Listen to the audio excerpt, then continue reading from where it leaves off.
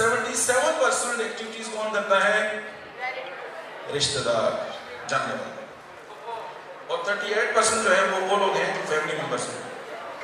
Relatives, family members آپس میں فرق ہے. ریلیٹیوز تو آپ کے فیملی فرینڈس بھی ہو سکتے ہیں، آپ کے جاننے والے ہیں جو آپ کے قریب ہیں، جن تک اپروچ ہے. اب آپ یہ دیکھیں کہ ہمارے بچے کی اپروچ کس تک ہو سکتی ہے. سب سے پہلے تو ہم نے اس کو ٹھکائی کر دینی ہوتی ہے گھر میں نا. ہمارے بعد ہمارے بچوں کو جو گاڑی لے کے جاتی ہے اس کا ڈرائیور بچے، اور آپ جب پھولوں کی نگرانی نہیں کرتے تو مرجھا جاتے ہیں. اب ان کے ساتھ ایک ایکٹیویٹی ہو رہی ہے اور ہمیں پتہ بھی نہیں ہے، اور کر کون رہا ہے جس کو ہم مہینے کا 10,000 جہاں پر وہ ٹیوشن پڑھنے کے لیے جاتا ہے. جسٹوں کارڈ ہمارے وہ رشتے دار جو ہمارے گھروں میں آتے ہیں، بڑا پیار کرتے ہیں، بڑی چاکلیٹ بچوں کو دیتے ہیں، بڑے تحفے لاتے ہیں، اور ہم اپنے بچوں کو بغیر ذمہ داری کے ان کے ساتھ بھیج بھی دیتے ہیں کہ نہ تو چاچے بس جدر ہے. نو، دیکھیں میری وہی بات آپ ذہن میں رکھیں کہ ہمارا جو بچوں کے ساتھ بیہیویئر ہے، آپ اس پہ غور کر لیں کہ کیا اگر ان کو ہم چوائس دیں تو ہمیں ایز اے فادر چنیں گے تو آپ پھر دیکھیں. دیکھیں ہمارے لیے سب سے امپورٹنٹ کون ہے؟ ہمارا بچہ ہے جو اللہ نے ہمیں گفٹ کیا ہے. اور ہم ان لوگوں کی میٹھی میٹھی باتوں پہ آ کر، چونکہ وہ میٹھی باتیں تو ہمارے ساتھ بول رہا ہے نا کور کرنے کے لیے. اب میں نے بہت سارے ایسی ویڈیوز دیکھی، یوٹیوب پہ سرچ کیا، باتیں کی، اور پھر وہی لوگ ہیں کہ والد کا تو دوست ہوگا، بیٹے کے لیے ریپسٹ ہوگا، ماں کی تو سہیلی ہوگی اور بیٹے کے لیے کچھ اور ہوگی. آپ نے اکثر یہ بھی دیکھا ہوگا کہ تمہارے اندر ابھی گھر پہ نہیں ہے تو اپنے بیٹے کو بھیج دیں رات میرے گھر پہ گزار دیں. تو اس پہ بھی غور کیا کریں. ہمارے اپنے ہمارے جو ڈائننگ ٹیبل پہ بیٹھ کے چائے پینے والے، ہمارے ساتھ سفارش کرنے والے، ہمارے ساتھ کلب جوائن کرنے والے، چونکہ ان کی بچت اور رسائی ہے.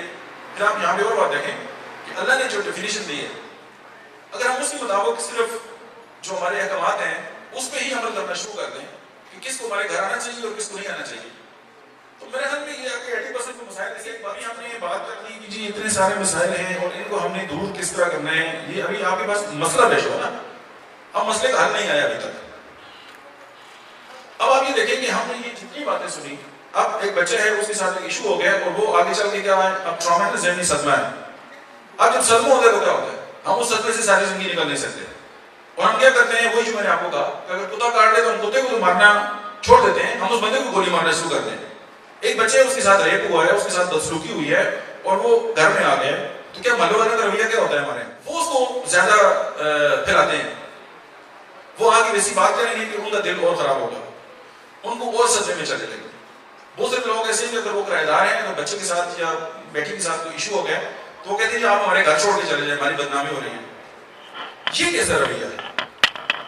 یہ ویسے ہی ہے جیسے ہم وہ شلمبرو افیکٹ کے طور پہ کہ جب شلمبرو کے پیچھے کوئی چیز لگتی ہے نا تو وہ کہتا ہے بس میری اپنی جو سارے نا وہ ریت کے اندر دبا لوں تو میں سمجھتا ہوں یار میرا مسئلہ سارا حل ہو گیا.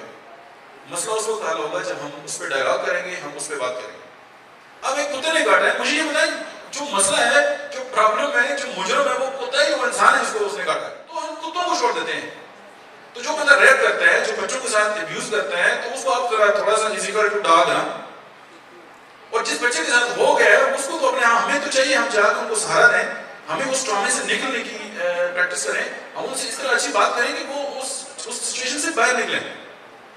As a human being, as a پڑوسی، as a father, as a sister, آپ تھوڑا سا ایک ریسرچ کریں کہ ہماری سوسائٹی کے اندر جب اس طرح کے مسائل پیدا ہوتے ہیں تو ہم ان لوگوں کے ساتھ کیا کرتے ہیں.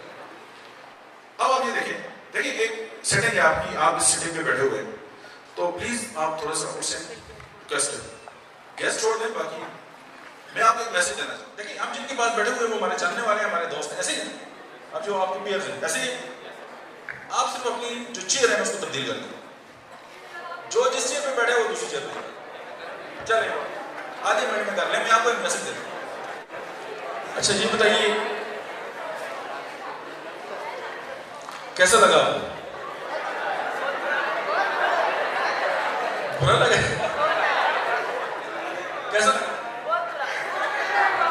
برا لگا نا؟ ہماری سوسائٹی کو برا لگتا ہے جب وہ اپنے کمفرٹ زون سے باہر آتی ہے، چونکہ ہم ادھر پڑے ہوئے ہیں، ہمیں کوئی جگائے نہیں. آپ کا کمفرٹ زون ہے، اور کمفرٹ زون وہ زون ہے جس میں ہم پڑے رہتے ہیں، ہماری کوئی پروڈکٹیوٹی نہیں ہوتی. ہم کہتے ہیں بس ٹھیک ہے جان دو. لیکن میں نے صرف آپ کی آپ کو کچھ میسج دیا کہ کچھ نواں کام ہو گیا. ایسے ہی